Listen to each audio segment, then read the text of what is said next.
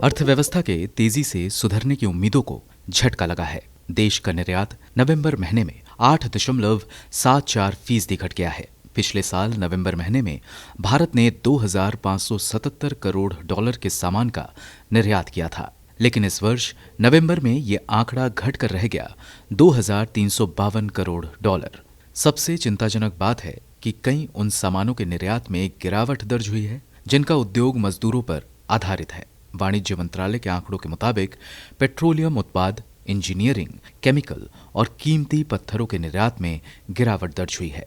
इसके अलावा चमड़े से बनी चीजें, काजू और प्लास्टिक के बने सामान में गिरावट आई है। आंकड़ों के मुताबिक पेट्रोलियम उत्पाद के निर्यात में 59.73%, चमड़ा और इसके प्रोडक्ट्स में 29%, प्लास्टिक उत्पादों में 23% और इंजीनियरिंग से जुड़े सामानों में 8.12% और केमिकल के निर्यात में 8.06% की गिरावट दर्ज हुई है। इसमें चमड़ा, प्लास्टिक और मशीन का उद्योग काफी हद तक मजदूर आधारित है, यानी बड़ी तादाद में मजदूरों की जरूरत पड़ती है।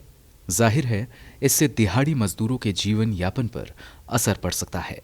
इसके अलावा वाणिज्य मंत्रालय के आंकड़े ये भी बताते हैं कि देश में बीते महीने आयात भी 13.32% घटकर 3,339 करोड़ डॉलर पर आ गया। देश बड़ी तादाद में कृषि उत्पादों का निर्यात करके विदेशी मुद्रा भंडार को मजबूत करता है, लेकिन कृषि उत्पादों के निर्यात का हालिया आंकड़ा मिली जुली तस्वीर पेश कर रहा है।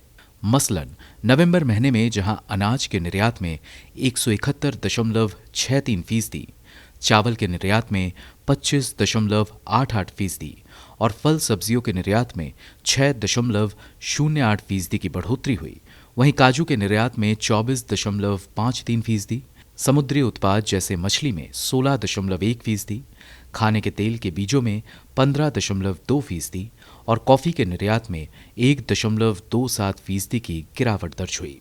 अगर पूरी तस्वीर पर गौर करें तो मालूम पड़ता है कि अप्रैल नवंबर 2020-21 में भारत के समग्र निर्यात यानी सामान और सर्विसेज दोनों में पिछले साल इसी अवधि के मुकाबले 14.03% की कमी आई है।